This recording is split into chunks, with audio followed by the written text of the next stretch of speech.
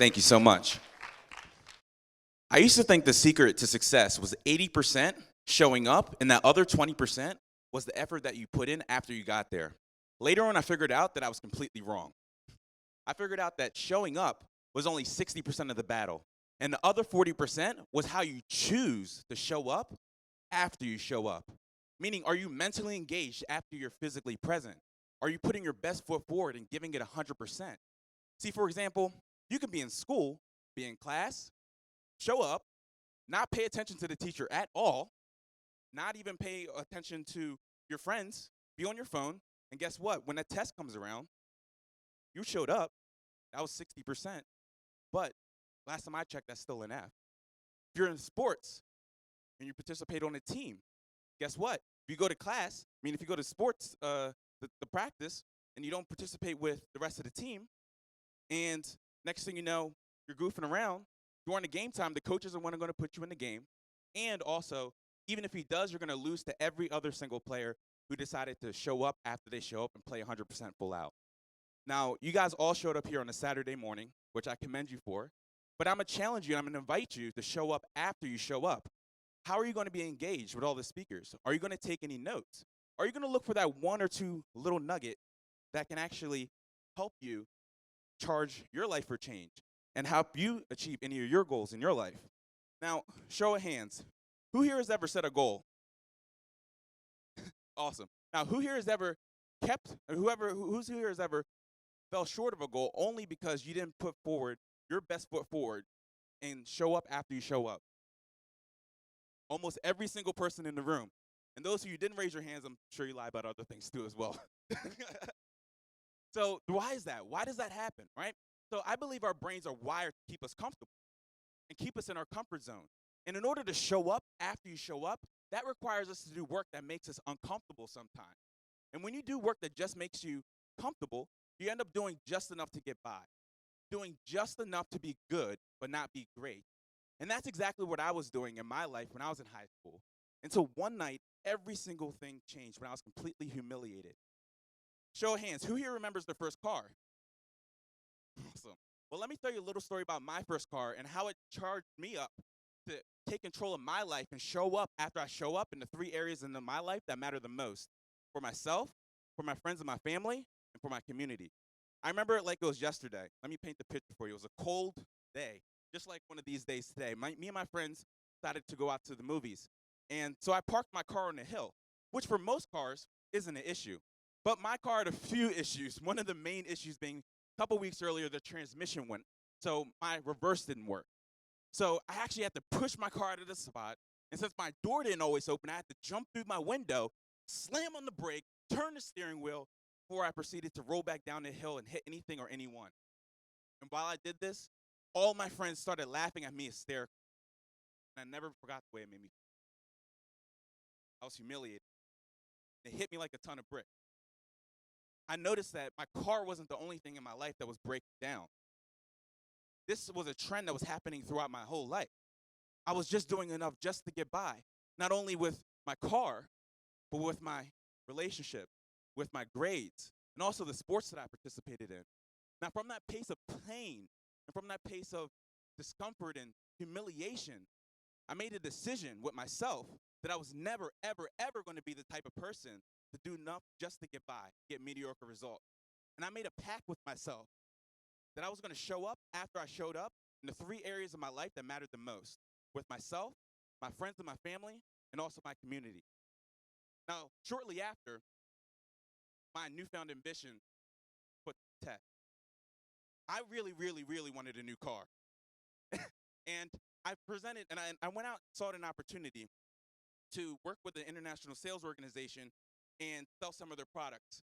And that opportunity opened up a lot of doors for me and taught me a lot of things like determination, self-resilience, and emotional intelligence, and all these other things that were so crucial to success. But the biggest thing that it taught me was to show up after I showed up. Because if I didn't show up, then I didn't get paid.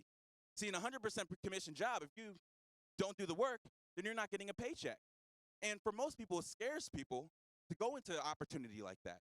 Because most people, they show up, they go in, they clock in, they go disengaged.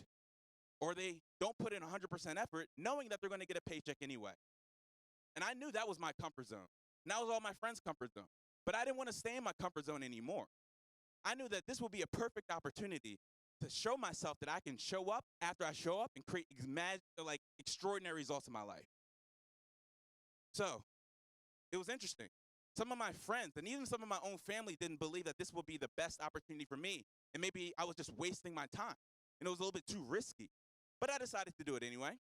So I flew out all the way across the country to go to my company's training. And while I was there, I met up with a man who completely changed my life. He was a keynote speaker. His name was Jay Papazan. And after his keynote speech, I came up to him and I had a brief conversation. And that brief conversation changed the direction of my life. I came up to him and said, "Hey, Jay, that was amazing. I learned everything that you said. I learned so much. Where can I learn more?" He said, "Well, I'm happy you learned a lot, but the first thing that I would say, and the best resource would be the book that we mailed to each and every single person in the audience before you got here." And I said, "Yeah, about that book." He said, "Yeah, what about it?" He said, "Well, I kind of threw it away." He looked he looked at me and said, "Why would you throw it away?" Well, I said, I don't read. I rather listen to audiobooks. And I never forgot the way that he looked at me. He looked at me like I had 5 heads. It was crazy. I never forgot the look. He said, "Julian, let me ask you a question. Do you ever want to be the best at anything you do?" And I said, "Of course, why not? Why wouldn't I want to be the best?" He said, "Well, let me tell you something.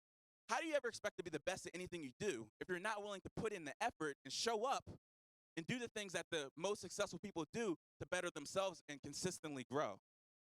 Let me tell you a quick fact. The average person reads 1 book a year, while the average CEO reads 10 books a year. Now, fast forward 10 years. One person has read 10 books, while the other person has read 100 books. The average CEO read 100 books. And then, who do you think is going to be able to see more opportunities? Who do you think is going to be paid more? Who do you think is going to be seen more as a leader in their field? The person who reads 10 books in 10 years, the person who reads 100 books in 10 years, or the person who reads 0 books in 10 years, like you. And just like that, a light bulb went up my head. I decided to show up. I invested my money to fly across the country and be at this conference, but I wasn't showing up after I showed up and decided to do the things that the most successful people were doing to consistently grow and become a better person. And from that space, I decided, left there, I'm gonna start reading every single day for 15 minutes. And boy, was it painful. The first book I bought was actually the book I threw away, actually. And I bought that book, and that book completely changed my life. And I started to do it every single day. And then I started to get addicted because I started to implement the things that I was learning and putting it into my life. Next thing you know, fast forward, at the end of the summer, out of the 45,000 students that were competing for the same scholarship, and they only gave 50 spots, I ended up being number 25. I surprised myself. I actually earned over $30,000 at 17 years old. I bought my dream BMW, and everything in my life was starting to come together. And I thought to myself, how is this possible? And then it made sense.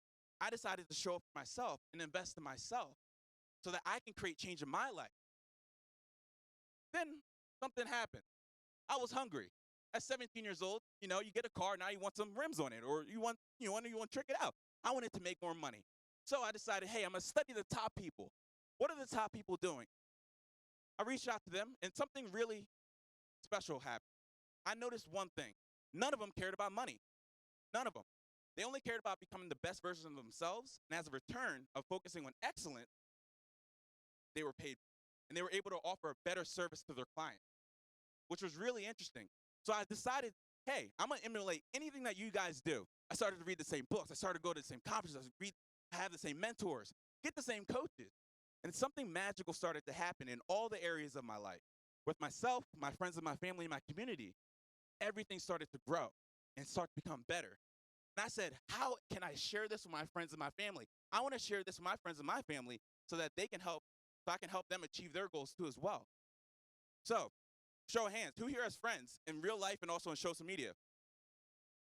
Now, keep your hands raised. Keep your hands raised if you know your top 3 friends' goals, challenges, and ways that you can hold them accountable and keep them supported.